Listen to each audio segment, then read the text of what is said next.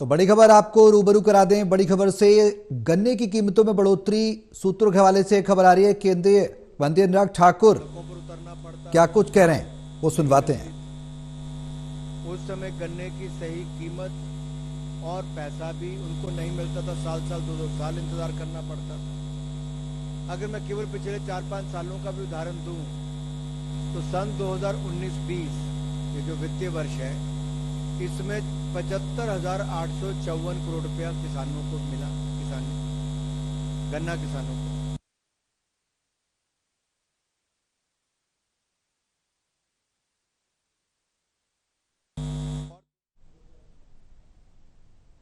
रुपया मिला। 2021-22 में 1,18,618 रुपये मिले और 2022-23 में 1,14,005 रुपये और ये लगभग 99.9% पैसा इनके खाते में सीधा चीनी मिलों द्वारा दिया। और इस साल भी अब तक 81% से ज्यादा पैसा अब तक मिल चुका है। तो कैसे मोदी सरकार की गारंटी, मोदी की गारंटी जो है किसानों की आमदन को दुगना करने के लिए लगातार इसके लिए हम प्रतिबद्ध भी हैं और सारे कदम उस दिशा में उठाए गए हैं। दूसरा निर्णय, क्योंकि किसान के पास पशुपालन का भी काम होता है, तो नेशनल लाइवस्टॉक मिशन के अंतर्गत एक सब स्कीम, ये हमारे पशुपालन और डेयरी विभाग के मंत्रालय से जुड़ा हुआ है। इसमें एक बड़ा परिवर्तन लाने के लिए, क्योंकि जो हमारे पैक एनिमल्स होते हैं यानी कि भारवाही पशु जैसे कि घोड़े, ऊंट, गधा, खच्चर आदि की संख्या देश भर में घट रही है और देसी नस्ल की कुछ प्रजातियां लुप्त होने के कगार पर।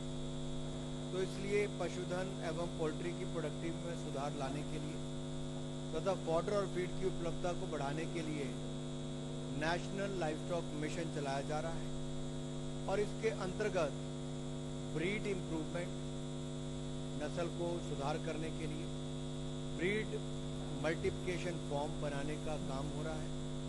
अच्छी क्वालिटी के फॉडर के सीड प्रोडक्शन और सर्टिफिकेशन संबंधी कार्य किए जा रहे हैं और इसके लिए एंटरप्रेन्योर्स के रूप में कोई व्यक्ति हो, इंडिविजुअल हो, सेल्फ हेल्प ग्रुप हो, फार्मर प्रोड्यूसर ऑर्गेनाइजेशन हो, फार्मर्स की कोऑपरेटिव ऑर्गेनाइजेशन हो, इन सबको 50% कैपिटल सब्सिडी इसका प्रावधान दिया गया है और जिसकी अधिकतम सीमा 50 लाख रुपए रखी गई है।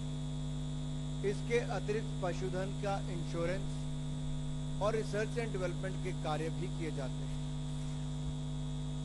अब मैं इसमें थोड़ा विस्तार में अगर आपको कहूं तो पैक एनिमल्स जैसे कि घोड़े, ऊंट, गधा, खच्चर के ब्रीड मल्टीप्लिकेशन के कार्यों को भी दिया जाएगा और पशुधन जैसे कि पोल्ट्री और पैक एनिमल्स के ब्रीडिंग फार्म को स्थापित किया जाएगा।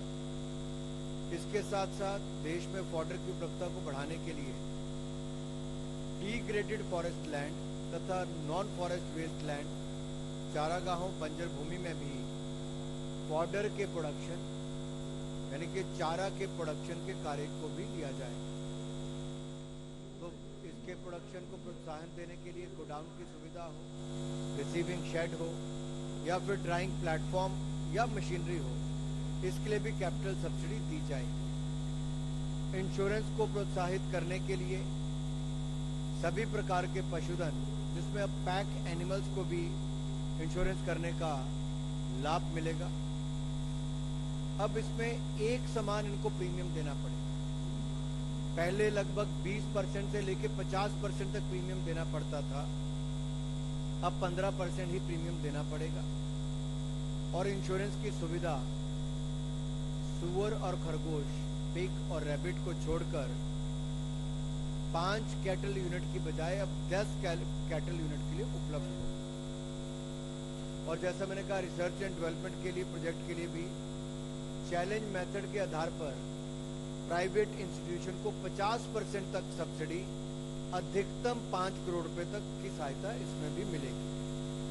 इससे हमें लगभग 20 लाख से ज्यादा किसानों को चारा के प्रोडक्शन के लिए, कल्टीवेशन के लिए और पशुधन संबंधी गतिविधियों के लिए सहायता प्रदान की जाएगी और पशुओं की इंश्योरेंस और छोटे और सीमांत किसानों को इसका बहुत बड़ा लाभ मिलने वाला है। इससे फीड और फॉडर इसके उत्पादन के क्षेत्र में भी और बढ़ावा मिलेगा, उसकी उपलब्धता बढ़ेगी और जो हमारे पैक एनिमल जैसा मैंने कहा घोड़ा, ऊंट, खच्चर, गधा आदि, इनके भी जेनेटिक इंप्रूवमेंट को बल दिया जाएगा। जो तीसरा निर्णय है वो flood management and border area programme को लेकर है। ये हमारे जल शक्ति मंत्रालय के द्वारा इसको किया जाएगा। ये जो हमारी स्कीम है flood management and border area programme, ये हमारे water resources, river development, Ganga reservation Bharat सरकार के इस प्रोग्राम को 4100 करोड़ रुपए की राशि उपलब्ध करवाई गई है 2021-22 से लेके 2025-26 तक, जिसमें 2930 करोड़ रुपया फ्लड मैनेजमेंट प्रोग्राम कंपोनेंट के लिए एफएमपी के लिए दिया जाएगा और 1160 करोड़ रुपया आरएमबीए कंपोनेंट के लिए river management and border area programme के अंतर्गत दिया जाएगा। इसका फंडिंग का पैटर्न जो है ये 60-40 रेशो रहेगी। 60% केंद्र सरकार का, 40% राज्य की सरकार का। और जो पूर्वोत्तर के राज्य और पहाड़ी राज्य हैं, पहाड़ी राज्यों में जम्मू कश्मीर, हिमाचल और उत्तराखंड आता है और नॉर्थ ईस्ट के हमारे बाकी राज्य, इनके लिए फंडिंग 90% भारत सरकार, 10% राज्य की सरकारें देगी और यूनियन टेरिटरीज के लिए 100% हम लोग भारत सरकार की ओर से देंगे। हालांकि फ्लड मैनेजमेंट का काम राज्य की सरकारों का होता है, लेकिन हजारों करोड़ रुपए की सुविधा पहले भी भारत सरकार ने दी। अब इसको अगले 2021-22 से लेकर 25-26 तक इसको किया गया है और इसकी थ्रेशोल्ड लिमिट को भी, एस्टिमेट कॉस्ट जो 100 करोड़ इससे बड़े प्रोजेक्ट हैं उनको भी जनरल कैटेगरी स्टेट और 50 करोड़ जो है वो हमारे नॉर्थ ईस्टर्न स्टेट और पहाड़ी राज्यों के लिए रखा गया है। इसके लिए 4100 करोड़ रुपए की मंजूरी मोदी सरकार ने की है। महिला सुरक्षा के लिए हर कदम हमारी सरकार ने उठाए। कानून बनाने की जरूरत पड़ी तो वो भी बनाए, फास्ट ट्रैक कोर्ट भी बनाए, जल्दी न्याय मिले तो उसकी भी शुरुआत की।